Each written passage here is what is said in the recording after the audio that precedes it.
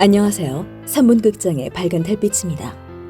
어린이가 인권을 제대로 누릴 수 없는 곳이 아직도 많은데요.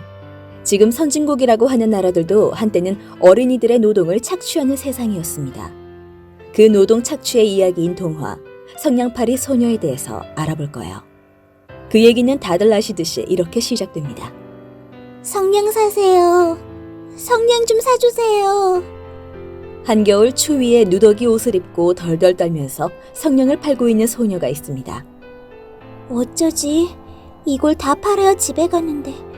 안 그럼 아버지에게 또 맞을 거야. 집에도 돌아갈 수 없는 소녀의 목소리는 인파에 묻혀 들리지도 않습니다.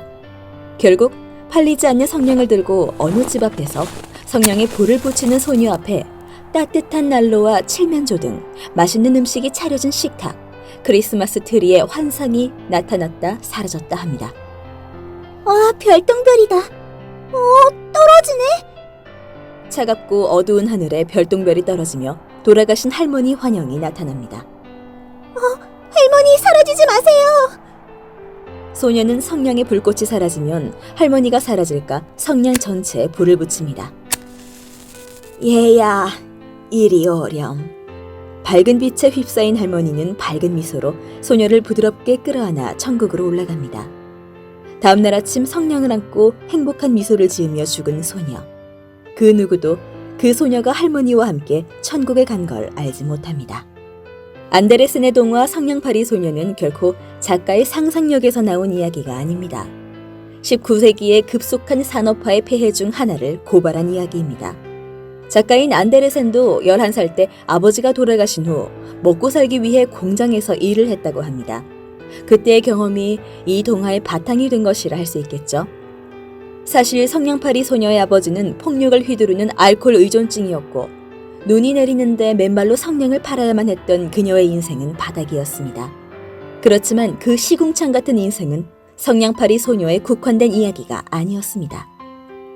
당시 4세에서 16세의 소녀들은 성냥 공장에서 새벽 6시부터 저녁 6시까지 12시간의 중노동에 시달리며 일하는 경우가 너무나도 일상적이었습니다. 출근하면 2번의 짧은 휴식 시간 외엔 잡담도 금지, 앉을 수도 없었습니다. 규칙을 위반하면 무거운 벌금이나 체벌도 가해졌고 허락 없이는 화장실도 갈 수 없었습니다. 그보다 더 끔찍한 것은 따로 있었습니다. 성냥을 만들 때 사용하는 화학물질인 인화합물로 인한 중독입니다. 당시 성냥 공장에서 어린 소녀들이 주로 처리한 일은 작은 막대기 끝을 유독성 물질인 하얀 색깔의 인화합물에 담갔다가 빼는 것이었습니다. 막대기 끝에 묻힌 화학물질이 마르면 적당한 크기로 썰어 성냥갑에 담아 출하했습니다. 그러니 공장 안에는 항상 유독가스가 가득할 수밖에 없었는데 환기도 안 되는 밀폐된 공간에서 소녀들은 마스크 등 아무런 보호 장비 없이 하루 12시간씩 일을 해야 했습니다. 이렇게 백린가스에 노출된 소녀들은 뼈가 괴사되어 아래턱이 주저앉는 인턱 증상으로 얼굴이 흉측하게 변하며 참혹하게 죽어갔습니다. 공장 관리인들은 인턱 증상의 전조로 얼굴이 까맣게 변하는 낌새가 보이면 소녀들을 바로 해고를 하여 산자를 은폐했습니다. 안데르센의 성냥팔이 소녀 역시 인턱 증세가 나타나자 목숨값으로 성냥 몇 갑을 주고 쫓겨난 경우라고 볼 수 있습니다.